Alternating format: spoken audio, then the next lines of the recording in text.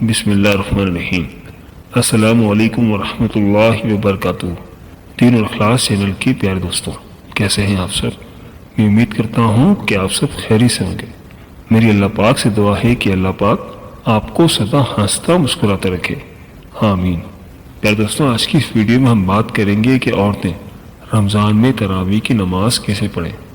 دوستوں، ویڈیو بہت ہی خاص ہے، لہٰذا ویڈیو کو آخر تک ضرور دیکھیے گا اور کہیں سے اسکپ نہیں کیجیے گا تاکہ اس اہم ویڈیو کی کوئی خاص بات آپ سے رہ نہ جائے۔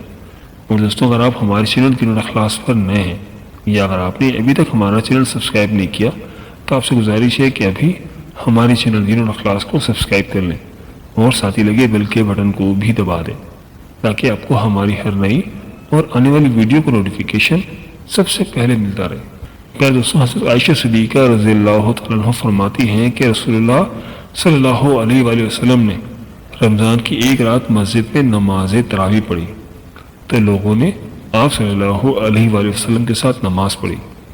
پھر دوسری رات کی نماز میں شرکا زیادہ ہوگا۔ تیسری یا چوتھی رات آپ صلی اللہ علیہ وآلہ وسلم نے نماز تراویح کے لیے مسجد میں تشریف نہ لائے اور صبح کو فرمایا کہ میں نے تمہارا شوق دیکھ لیا اور میں اس ڈر سے نہیں آیا کہ کہیں یہ نماز تم پر رمضان میں فرض نہ کر دی جائے، چونکہ رسول اللہ صلی اللہ علیہ وآلہ وسلم نے خود اپنے خلفائے راشدین کی سنت پر عمل کرنے کا تاکیدی حکم دیا ہے، لہذا ان کا کیا ہوا عمل بھی خود رسول اللہ صلی اللہ علیہ وسلم کی سنت کی مانند ہے اور ان کی اطاعت بھی رسول اللہ صلی اللہ علیہ وسلم کی ہی اطاعت ہے۔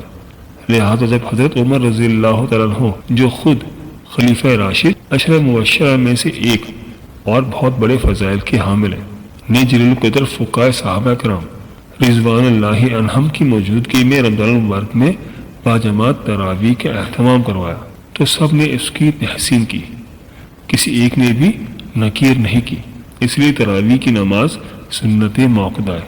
حضور صلی اللہ علیہ وآلہ وسلم کے بعد سیدنا ابوبکر صدیق رضی اللہ تعالیٰ عنہ کے دور خلافت میں داخلی اور خارجی فتنوں کی کثرت اور مد خلافت کی قلت کی بنا پر اس سنت عظیمہ کے قیام کا موقع نہ مل سکا، لیکن سیدنا حضرت عمر فاروق رضی اللہ تعالیٰ عنہ نے اپنے دور خلافت میں اس سنت کو، جو کہ عارض کی بنا پر موقوف تھی لیکن اب وہ عارض چونکہ باقی نہیں رہا تھا، جاری فرما دیا کہ اگرچہ تراویح باجماعت حضرت ابوبکر صدیق رضی اللہ تعالیٰ عنہ کے زمانے میں نہیں تھی، لیکن چونکہ حضور اکرم صلی اللہ علیہ وآلہ وسلم نے اسے پڑھا تھا اور حضرت عمر رضی اللہ تعالیٰ عنہ ان لوگوں میں تھے جو اس حقیقت سے باخبر تھے، انہوں نے دائمی طور پر جاری فرما دیا تو انہیں اس کا اجر بھی ہے اور قیامت تک جو لوگ عمل کرتے رہیں گے ان کا بھی اجر ہے۔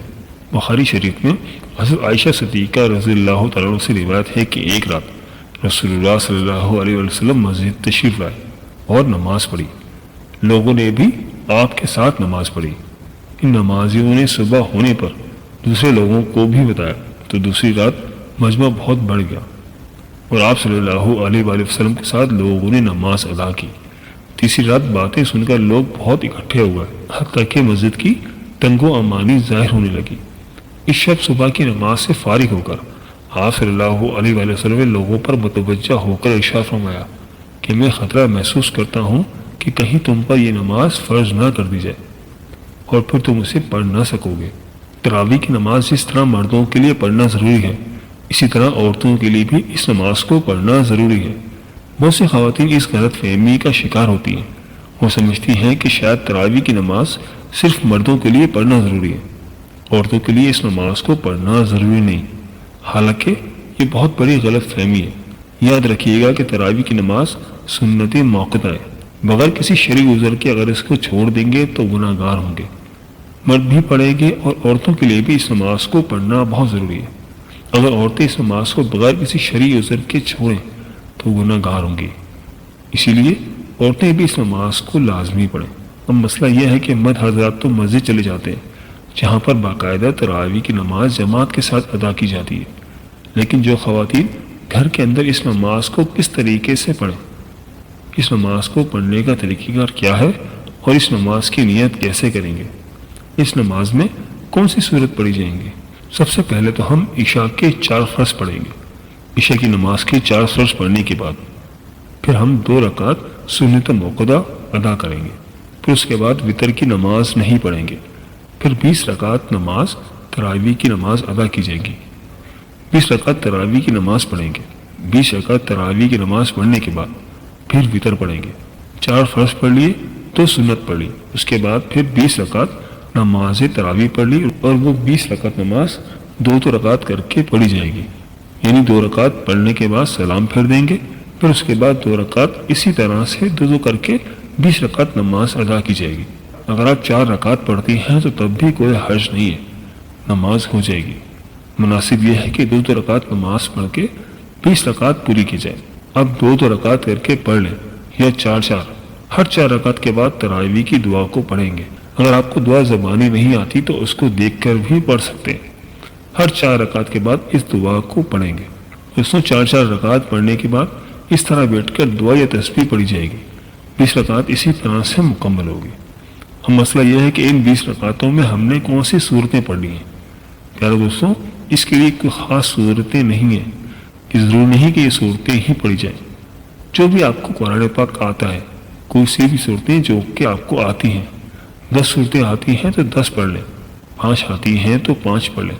جب وہ 10 صورتیں ختم ہو جائیں اور ابھی تراویح کی نماز باقی ہے تو پھر دوبارہ سے ان کو دہرا لیں، ابھی بھی باقی ہے تو پھر دوبارہ سے ان کو دہرا لیں۔ اسی طرح تراویح کی نماز میں جو صورتیں آپ کو آتی ہیں وہ آپ پڑھتے جائیں، اور اسی طریقے سے 20 رکعت تراویح کی نماز ادا کریں۔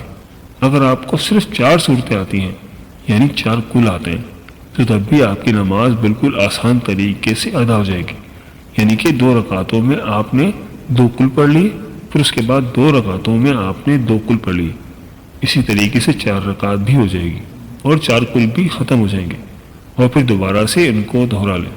لیکن ترتیب کا خاص خیال رکھنا ہے کہ پہلے والی بعد میں نہیں پڑھنی اور بعد والی پہلے نہیں پڑھنی، اس طریقے سے نہیں کرنا۔ اس کو پہلی رکعت میں پڑھ لیں، جو بعد میں آ رہی ہے اس کو بعد میں دوسری رکعت میں پڑھ لیں۔ دوستوں، یہ تھا نماز تراویح ادا کرنے کا طریقہ۔ اب اس کی نیت کیسے کریں؟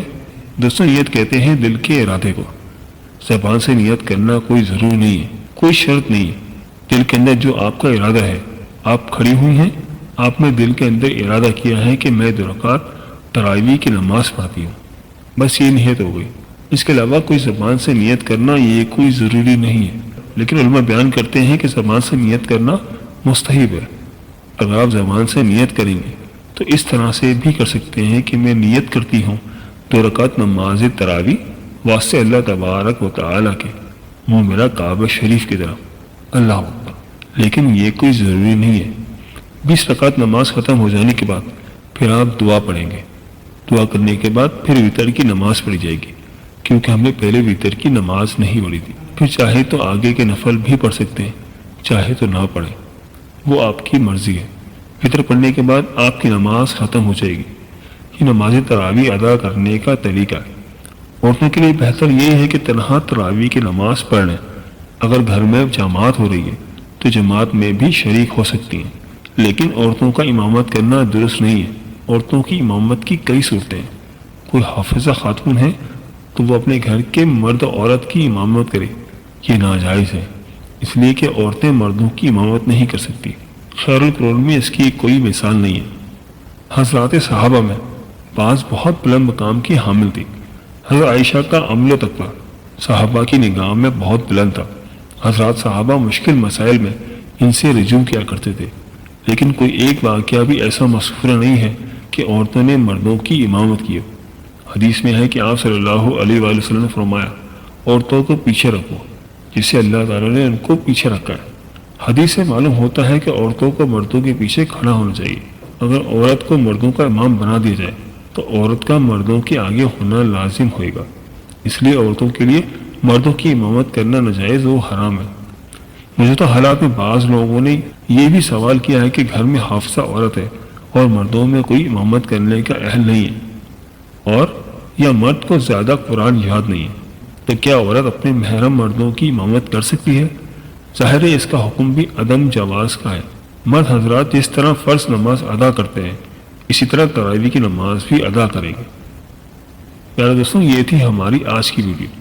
میں امید کرتا ہوں کہ آپ کو ضرور پسند آئی ہوگی۔ اگر ویڈیو پسند آئی ہے تو ویڈیو کو لائک کر دیں اور اپنے دوستوں رشتہ داروں کے ساتھ لازمی شیئر کریں تاکہ وہ بھی اس سے فائدہ اٹھا سکیں اور آپ کو بھی صدقے کا ثواب مل جائے۔ اور دوستوں، ہمارے چینل دین الاخلاص کو سبسکرائب کرنا مت بھولیے گا، اس سے ہماری حوصلہ افزائی ہوتی ہے۔